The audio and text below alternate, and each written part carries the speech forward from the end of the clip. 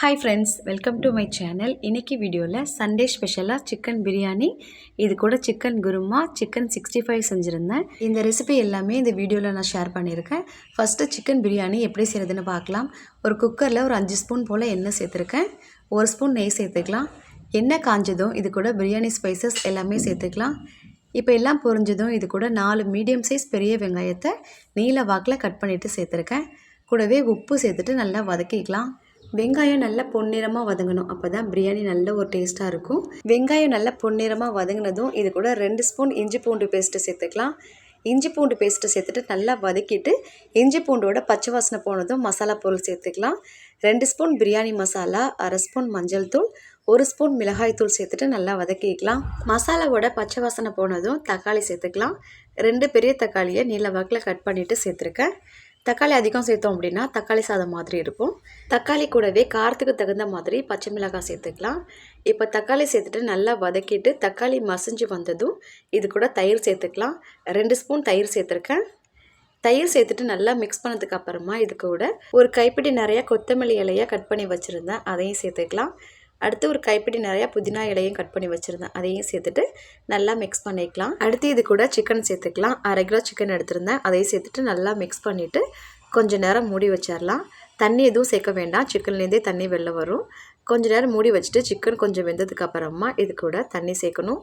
3 tumbler basmati ரைஸை பிரியாணி செய்கிறதுக்கு முன்னாடியே நல்லா வாஷ் பண்ணிவிட்டு ஊற வச்சுருந்தேன்.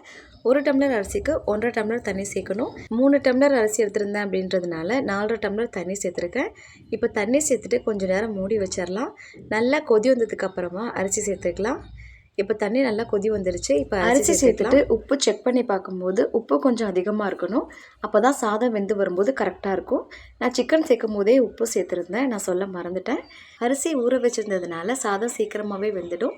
சாதமும் தண்ணியும் ஒரே அளவாக வரும்போது இதில் பாதி லெமன் ஜூஸ், 1 ஸ்பூன் நெய் சேர்த்துட்டு நல்லா மிக்ஸ் பண்ணிக்கலாம். சாதம் உடையாத மாதிரி மிக்ஸ் பண்ணிவிட்டு மூடி வச்சிடலாம். மூடி வச்சுட்டு மீடியம் ஃப்ளேமில் 10 நிமிஷம் இருக்கட்டும். 10 நிமிஷத்துக்கு அப்புறமா அடுப்பை ஆஃப் பண்ணிவிட்டு உடனே ஓப்பன் பண்ணக்கூடாது. ஒரு 15 நிமிஷத்துக்கு அப்புறமா ஓப்பன் பண்ணி பார்த்தோம் அப்படின்னா சூப்பராக பிரியாணி வந்து ரெடி ஆகிடும். நான் இது வரைக்குமே சிக்கன் பிரியாணி, மட்டன் பிரியாணி ரெண்டுக்குமே விசில் விட்டு செஞ்சதே கிடையாது. இந்த மாதிரி மீடியம் ஃப்ளேமில் 10 நிமிஷம் வச்சு ஆஃப் பண்ணிட்டேன் அப்படின்னா எனக்கு கரெக்டாக இருக்கும். இங்கே பாருங்கள், சாதம் ஒன்று கூட உடையாமல் சூப்பராக வந்து சிக்கன் பிரியாணி ரெடி ஆகிடுச்சு. இது கூட ஊற்றி சாப்பிட்றதுக்கு வந்து நான் சிக்கன் குருமா செஞ்சுருந்தேன். சிக்கன் குருமா வந்து நான் சப்பாத்திக்கு தான் செஞ்சுருக்கேன். இப்போ தான் ஃபர்ஸ்ட் டைம் வந்து நான் பிரியாணிக்கு வந்து ட்ரை பண்ணியிருந்தேன். சூப்பராக இருந்துச்சு. சிக்கன் குருமா பண்ணுறதுக்கு ஒரு கடையில் 2 ஸ்பூன் எண்ணெய் சேர்த்துக்கலாம். எண்ணெய் காஞ்சதும் ஒரு பெரிய வெங்காயத்தை கட் பண்ணிவிட்டு சேர்த்துருக்கேன். கூடவே உப்பு சேர்த்துட்டு நல்லா வதக்கிக்கலாம். வெங்காயம் நல்லா வதங்கி வந்ததும் இதை ஆற வச்சுட்டு மிக்ஸி ஜாருக்கு மாற்றிக்கிறேன். இது கூட 1/2 ஸ்பூன் கசகசா, ஒரு 6-7 முந்திரி பருப்பு, 1 ஸ்பூன் தேங்காய் துருவல், கொஞ்சம் தண்ணி சேர்த்துட்டு அரைச்சி எடுத்துக்கலாம். அடுத்து அதே கடாயில் 2 ஸ்பூன் எண்ணெய் சேர்த்துட்டு எண்ணெய் காஞ்சதும் ஒரு பட்டை, கிராம்பு, ஏலக்காய் சேர்த்துக்கலாம். இப்போ இது பொரிஞ்சதும் இது கூட 1 ஸ்பூன் இஞ்சி பூண்டு பேஸ்ட்டு சேர்த்துட்டு வதக்கிக்கலாம். இஞ்சி பூண்டோட பச்சை வாசனை போனதும் இதில் மசாலா பொருள் சேர்க்கலாம்.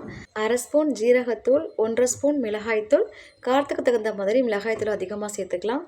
1 ஸ்பூன் மல்லித்தூள், கொஞ்சமாக மஞ்சத்தூள் சேர்த்துட்டு நல்லா மிக்ஸ் பண்ணிவிட்டு அடுத்து இது கூட 1 ஸ்பூன் தயிர் சேர்த்துக்கலாம்.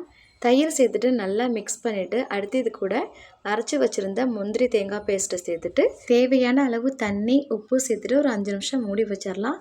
நல்லா கொதி வந்ததுக்கு அப்புறமா இது கூட 1/4 கிலோ அளவு சிக்கன் சேர்த்துருந்தேன். சிக்கன் சேர்த்துட்டு கொஞ்சம் நேரம் மூடி வச்சிடலாம்.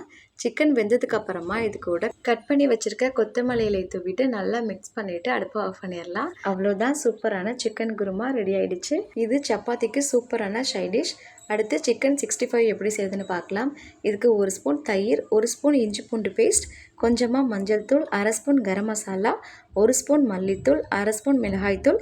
என் பாப்பா 2 பேருக்கும் செய்கிறேன் அப்படின்றதுனால காரம் கம்மியாக சேர்த்துருக்கேன். அடுத்து இது கூட 1 ஸ்பூன் சோள மாவு, 1 முட்டை, தேவையான அளவு உப்பு சேர்த்து நல்லா மிக்ஸ் பண்ணிக்கலாம். அடுத்து இது கூட 1/4 கிலோ அளவு சிக்கன் சேர்த்துட்டு நல்லா மிக்ஸ் பண்ணிவிட்டு 1/2 மணி நேரம் ஊற வச்சிடலாம். 1/2 மணி நேரத்துக்கு அப்புறமா ஒரு கடாயில் எண்ணெய் சேர்த்துட்டு எண்ணெய் காஞ்சதும் ஊற வச்சுருக்க சிக்கன் எல்லாமே சேர்த்துட்டு 2 சைடும் வேக வச்சு எடுத்துடலாம். ஏன் இந்த கலரில் இருக்குது அப்படின்னு நினைப்பீங்க, காரம் கம்மியாக சேர்த்துருக்கேன் அப்படின்றதுனால இந்த கலரில் இருக்குது. இது கூட கொஞ்சமாக கருவேப்பிலை சேர்த்து பொரிச்சிட்டோம்னா நல்ல வாசனையாக இருக்கும்.